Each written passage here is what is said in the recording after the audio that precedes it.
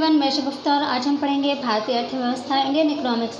ये जो टॉपिक है ये आपके स्टेट के सिलेबस में है, आपके पेट के सिलेबस में भी है, एसएससी के, पीसीएस के, एसआई के, बहुत सारे एग्ज़ाम्स के सिलेबस में भारतीय अर्थव्यवस्था है। यहाँ से क्वेश्चन पूछे जाते हैं और आपके सिलेबस में भी है। आप स्टेट की तैयारी कर रहे हैं तो आपको पता होगा कि पिछले एग्ज़ाम्स में यहाँ से क्वेश्चन पूछे गए हैं भारतीय अर्थव्यवस्था से, जो कि क्वेश्चन विवादित भी रहा है, जिसके ऊपर आपत्ति भी की गई थी। तो आपको पता है कि किस टाइप के क्वेश्चन यहाँ पर पूछे जाते हैं। तो पेट के सिलेबस में भी है भारतीय अर्थव्यवस्था, एसआई वगैरह और भी एग्ज़ाम्स के जो सिलेबस में भारतीय अर्थव्यवस्था है। थोड़ा सा टॉपिक अलग, बाकी सब्जेक्ट से अलग टॉपिक होता है ये। इसको ध्यान से पढ़ने की ज़रूरत होती है, बिल्कुल बारीकी से समझने की ज़रूरत होती है। तो आज की वीडियो में 50 आई थिंक क्वेश्चन लेंगे भारतीय अर्थव्यवस्था से। सभी क्वेश्चन जो हैं रिपीटेड हैं और जो रिपीटेड नहीं हैं वो बहुत ज़्यादा मोस्ट इम्पॉर्टेंट क्वेश्चन हैं। अगर आपने ये सभी 50 क्वेश्चन तैयार कर लिए और इसके बाद में और भी क्वेश्चन लाऊंगी भारतीय अर्थव्यवस्था से, अगर आपने मेरे सभी भारतीय अर्थव्यवस्था के वीडियो देखे हैं तो आपका भारतीय अर्थव्यवस्था से कोई भी क्वेश्चन कभी गलत नहीं होगा। तो चलिए वीडियो स्टार्ट करते हैं। तो पहला क्वेश्चन है हमारा, भारत की अर्थव्यवस्था कैसी है। सिंपल क्वेश्चन है कि भारत की अर्थव्यवस्था कैसी है। भारत की अर्थव्यवस्था मिश्रित अर्थव्यवस्था है और सभी क्वेश्चन जो 50 क्वेश्चन लिए हैं आज के वीडियो में, सभी क्वेश्चन वन लाइनर है, एमसीक्यूज़ नहीं है। एमसीक्यू अगर आपको करने हैं, मतलब आपको अगर एमसीक्यू से ज़्यादा बेटर तैयारी आपकी हो सकती है, तो आप एमसीक्यू अगर आपको करना है तो आप हमारे टेलीग्राम ग्रुप को ज्वाइन कर लीजिए। वहाँ पर रोज़ाना 7:30 पर शाम को क्विज़ होता है, चाहे वो कोई भी सब्जेक्ट्स हो, हर सब्जेक्ट्स का वहाँ पर क्विज़ होता है रोज़ाना 7:30 शाम से और लगातार चलता रहता है। अलग अलग सब्जेक्ट से जो है क्विज़ होता है, वहाँ पे सभी एमसीक्यूज़ होते हैं। बहुत ज़्यादा अच्छा क्विज़ होता है, मतलब सब्जेक्ट के हिसाब से देखा जाता है कितने क्वेश्चन वहाँ पे कवर किए जा सकते हैं। तो आप देखें वहाँ पे, आप चाहे किसी भी एग्ज़ाम की तैयारी कर रहे हों, वहाँ पे क्विज़ आप कर सकते हैं। लगातार शाम से क्विज़ वहाँ पे चलते रहते हैं। आप टेलीग्राम ग्रुप को ज्वाइन कर लीजिए। मैं लिंक जो है डिस्क्रिप्शन में दे दूँगी या फिर कमेंट बॉक्स में दे दूँगी, तो आप जो है ज़रूर ज्वाइन करें वहाँ पे क्विज़, क्योंकि क्विज़ से मुझे लगता है बेटर तैयारी होती है और सभी एमसीक्यूज़ होते हैं, तो आपको वहाँ पर देखने का और समझने का भी मौका मिलता है। यहाँ पर मैंने वन लाइनर लिए हैं क्योंकि एमसीक्यूज़ वहाँ पर मैं करवा रही हूँ, तो यहाँ पर इसलिए वन लाइनर लिए हैं। और जो लेक्चर वीडियो, अगर मैं पूरे टॉपिक की बात करूँ, मान लीजिए हम किसी एक टॉपिक के लिए कोई लेक्चर वीडियो बनाएं, अगर आपको चाहिए हो तो आप बता दीजिए, मैं किसी एक टॉपिक के लिए लेक्चर वीडियो भी बना दूंगी। पर लेक्चर वीडियो मैंने इसलिए नहीं बनाई क्योंकि टाइम बहुत कम है। 20 अगस्त को पेट का एग्ज़ाम संभावित है, होना है, तो इसलिए मैंने लेक्चर वीडियो नहीं बनाया और वन लाइनर क्वेश्चन लेना ही अच्छा समझा। बाकी आप लोग अगर लेक्चर वीडियो चाहते हैं तो आप कमेंट कर सकते हैं। तो पहला क्वेश्चन है, भारत की अर्थव्यवस्था कैसी है, वो है मिश्रित अर्थव्यवस्था। नेक्स्ट है, मिश्रित अर्थव्यवस्था का क्या अर्थ है, यानी जो भारत की अर्थव्यवस्था है वो मिश्रित अर्थव्यवस्था है। तो मिश्रित अर्थव्यवस्था कहते किसको हैं, तो जो सार्वजनिक और निजी क्षेत्र होते हैं उनका साथ साथ होना ही मिश्रित अर्थव्यवस्था कहलाती है। सार्वजनिक और निजी दोनों का जो साथ साथ होना होता है, साथ साथ जो चलते हैं, दोनों की प्रक्रिया होती है, दोनों की भागीदारी होती है, उसको कहते हैं मिश्रित अर्थव्यवस्था। तो भारत की अर्थव्यवस्था जो है वो मिश्रित अर्थव्यवस्था है। नेक्स्ट क्वेश्चन है, आर्थिक दृष्टि से भारत कैसा देश है। तो आर्थिक दृष्टि से भारत जो है ये विकासशील देश है और ये बहुत सिंपल क्वेश्चन है। तो विकासशील देश भारत काफ़ी समय से, मतलब हमेशा से ही विकासशील देश की श्रेणी में रहा है। विकसित देश जैसे अमेरिका वगैरह है, ये विकसित देश हैं और भारत कैसा देश है, ये विकासशील देश है और आर्थिक दृष्टि से ये विकासशील देश है। ठीक है। नेक्स्ट है, आर्थिक वृद्धि का आधार क्या होता है। आर्थिक वृद्धि का आधार क्या होता है, फाउंडेशन क्या होता है, वो होता है उत्पाद। ठीक है, उत्पाद या उत्पादन जो होता है वो होता है आर्थिक वृद्धि का आधार। अभी आप इसी में जो भारतीय इकोनॉमिक्स में जो भी आप क्वेश्चन देखेंगे उन सभी का आप जब बेस देखें, आप उनका जो बेस देखें या फिर आपसे तुलना पूछी जाए तो उत्पादन जो होता है वो सबसे ऊपर होता है, सबसे चरम पर होता है, सबसे ऊपर होता है उत्पादन। और अगर आपसे ये भी क्वेश्चन पूछा जाता है कि भारतीय अर्थव्यवस्था यानी आर्थिक वृद्धि या इस तरह से कुछ भी क्वेश्चन पूछ सकते हैं कि चरम सीमा पर क्या होता है या सबसे प्रथम श्रेणी पर क्या होगा, तो वो होता है उत्पादन। मतलब प्रथम श्रेणी पे, चरम सीमा पे या सबसे ऊपर, इस तरह से कुछ भी पूछे तो आप उत्पादन करेंगे, क्योंकि उत्पादन की वैल्यू ज़्यादा होती है यहाँ पे। तो आर्थिक वृद्धि का आधार क्या होता है? वो होता है उत्पादन। उत्पादन का सबसे गतिशील कारक कौन सा होता है? वो होता है पूंजी। ठीक है, उत्पादन का सबसे गतिशील कारक कौन सा होता है? पूंजी होता है। सभी वन लाइनर हैं तो जल्दी जल्दी देख लेते हैं। भारतीय अर्थव्यवस्था के प्राथमिक क्षेत्र में क्या आता है? कृषि आता है। जी हाँ, उत्पादन और कृषि दोनों जो हैं मोस्ट इम्पॉर्टेंट हैं। आपने जो पंचवर्षीय योजनाएं, मैंने एक वीडियो बनाया हुआ है, 2 पार्ट बने हैं उसके आई थिंक। तो जो पंचवर्षीय योजनाएं जो बनाई हैं, जो पहली पंचवर्षीय योजना है उसका जो बेस था, मतलब जो उसका उसमें इम्पोर्टेंस थी वो कृषि की थी, इसीलिए सबसे महत्वपूर्ण पंचवर्षीय योजना पहली मानी जाती है। ठीक है, तो यहाँ पर कृषि को जो है भारत के अंदर, क्योंकि कृषि ही इम्पोर्टेंट है, तो यहाँ पर देखिए भारतीय अर्थव्यवस्था के प्राथमिक क्षेत्र में क्या आता है? तो प्राथमिक किसकी है? प्राथमिकता कृषि की। ठीक है, नेक्स्ट है भारतीय अर्थव्यवस्था के द्वितीयक क्षेत्र में क्या आता है? प्रथम में तो कृषि आ गई, द्वितीयक में क्या आता है? उद्योग आता है। यहाँ पर आपने पंचवर्षीय योजनाएं पढ़ी हैं। प्रथम में कृषि की जो है प्रधानता है, मतलब कृषि उसमें बेस है, और जो द्वितीय वो सेकंड जो पंचवर्षीय योजना है, 5 ईयर प्लान्स है दूसरा, उसमें जो है उद्योग के लिए है वो। तो यानी कि पहले, अगर मैंने बताया भी है वहाँ पर कि अगर ये क्वेश्चन आता है कि पहली पंचवर्षीय योजना को छोड़ दिया जाए, उसके बाद सबसे महत्वपूर्ण योजना कौन सी थी? तो वो थी सेकंड वाली, यानी दूसरी पंचवर्षीय योजना। क्यों थी? क्योंकि उसमें उद्योग को लिया गया था, उद्योग को लेकर वो पंचवर्षीय योजना जो है तैयार की गई थी। तो क्या मतलब है इसका? क्योंकि पंचवर्षीय योजनाओं से हम बहुत सारी चीज़ें सीख सकते हैं, ले सकते हैं। पहली पंचवर्षीय योजना में कृषि थी, अभी आपने देखा कि प्राथमिकता किसकी है? कृषि की है। और देखें यहाँ पर कि द्वितीयक क्षेत्र में कौन आता है? तो वह था उद्योग, बिजली और निर्माण कार्य। ठीक है, तीसरा नेक्स्ट क्वेश्चन देखें। व्यापार, परिवहन, संचार एवं सेवा भारतीय अर्थव्यवस्था के किस क्षेत्र में आते हैं? व्यापार, परिवहन, संचार, सेवा, जो संचार सेवा होती है भारतीय अर्थव्यवस्था के किस क्षेत्र में आते हैं? वो तृतीय क्षेत्र में आते हैं। ठीक है, जो भी संचार, दूरभाष वगैरह जो भी है, और ये परिवहन है, व्यापार, ये किस क्षेत्र में आते हैं? ये तीसरे क्षेत्र में आते हैं, तृतीय क्षेत्र में आते हैं। तो अर्थव्यवस्था का जनक किसे कहते हैं? आप ये 3 ही याद रखें क्षेत्र। पहला कृषि हो गया, दूसरा हो गया उद्योग और बिजली निर्माण, और तीसरा ये हो गया क्या? परिवहन और जो दूरभाष वगैरह संचार जो माध्यम होते हैं वो तीसरे श्रेणी में आते हैं, तीसरे क्षेत्र में आते हैं। नेक्स्ट है अर्थव्यवस्था का जनक किसे कहा जाता है? एडम स्मिथ को कहा जाता है। यहाँ पर जनक पूछे जा रहे हैं अर्थव्यवस्था के, एडम स्मिथ को कहा जाता है। नेक्स्ट है लगातार बढ़ती कीमतों की प्रक्रिया क्या कहलाती है? मोस्ट इम्पॉर्टेंट क्वेश्चन है और ये पूछा जा चुका है। तो लगातार बढ़ती कीमतों की प्रक्रिया कहलाती है मुद्रास्फीति। जब लगातार कीमतें बढ़ती रहती हैं वो प्रक्रिया जो होती है मुद्रास्फीति कहलाती है। बंद अर्थव्यवस्था का अर्थ होता है, बंद अर्थव्यवस्था का क्या अर्थ होता है? आयात निर्यात बंद। ठीक, बंद अर्थव्यवस्था का मतलब होता है आयात निर्यात बंद।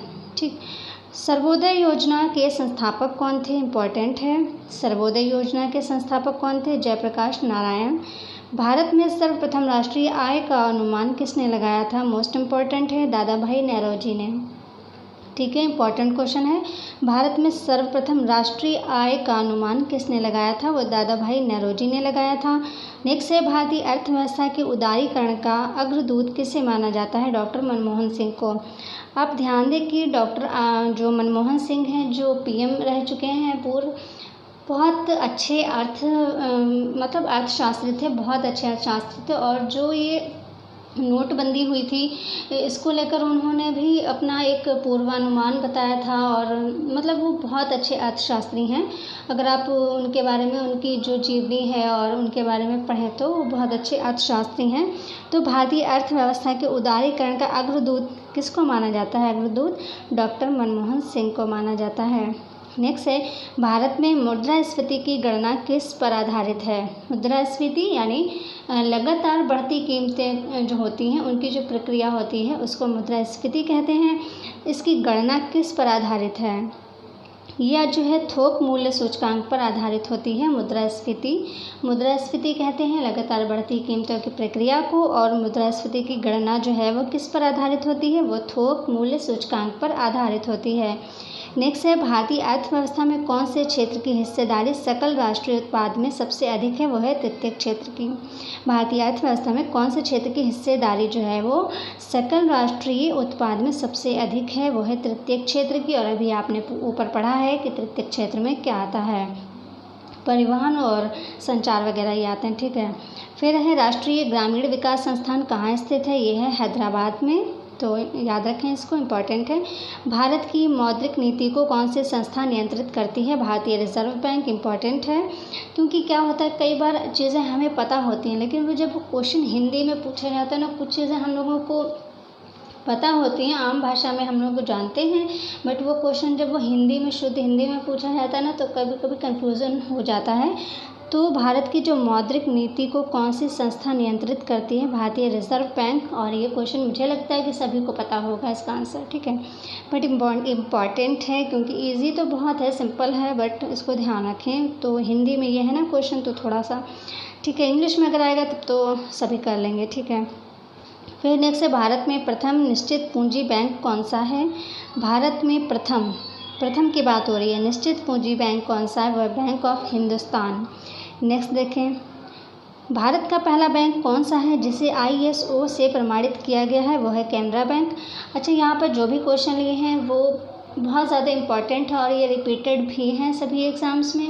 जो रिपीटेड नहीं है वो इम्पॉर्टेंट है, ठीक है। ज़रूरी नहीं है जो हमने पुरानी अर्थव्यवस्था की किताबें पढ़ी, इकोनॉमिक्स वगैरह किया है, जो पढ़ा है वही पूछा जाएगा, वही, ऐसा ज़रूरी नहीं है। आप जो भारतीय अर्थव्यवस्था है उसमें कुछ क्वेश्चन जो है करंट के भी आते हैं, ठीक है, मतलब जो करंट अफेयर्स होती है उसमें भी तो इकोनॉमिक्स चीज़ें आती हैं बहुत सी, तो वहाँ से भी क्वेश्चन आ सकते हैं, तो मैंने वहाँ से भी लिए हुए हैं, ठीक है।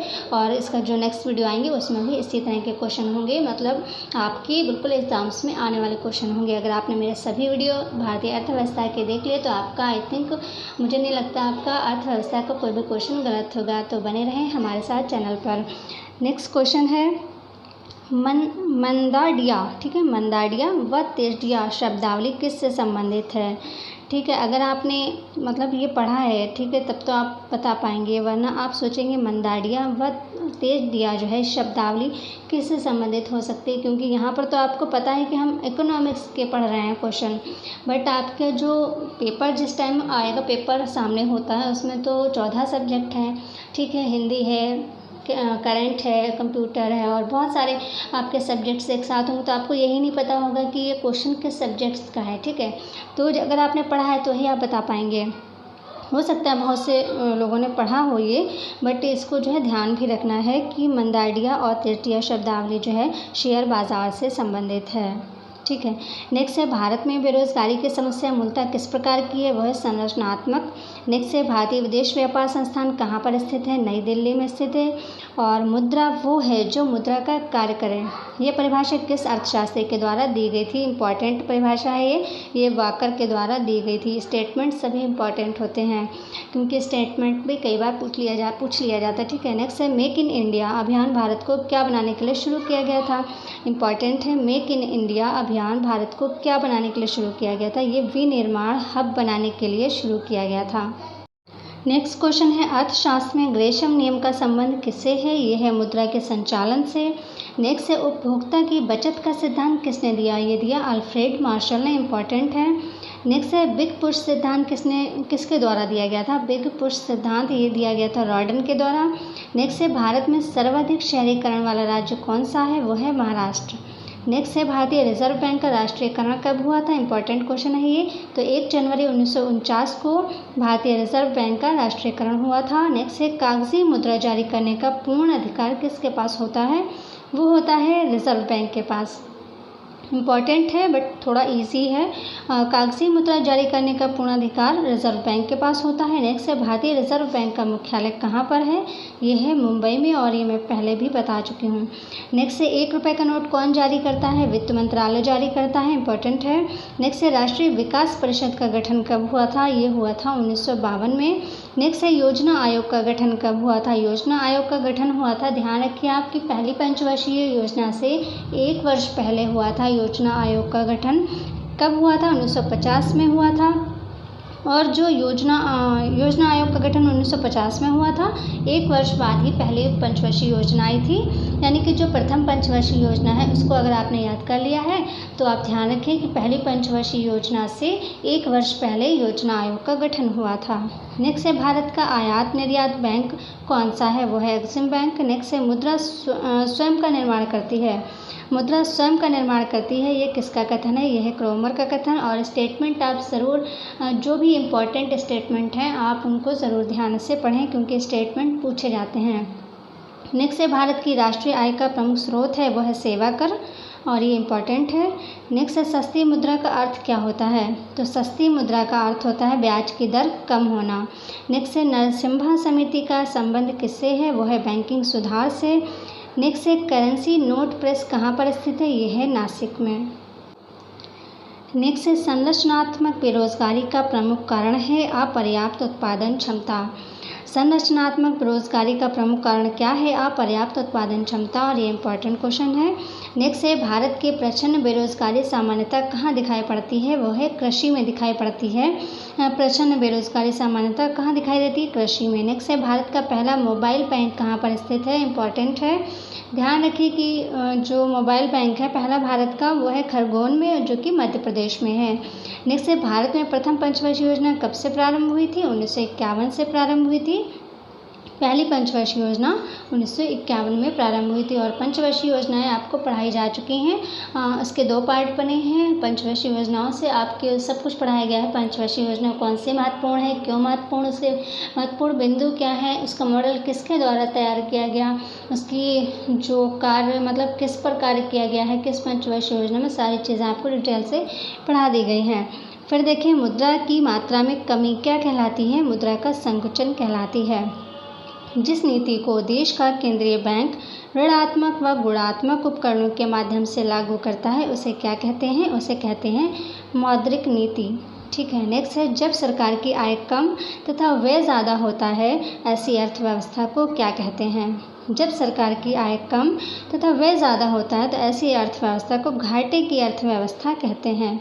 नेक्स्ट है नाबार्ड बैंक का पूरा नाम क्या है? नाबार्ड बैंक, जो कि बहुत से शहरों में है। नाबार्ड लखनऊ में भी है।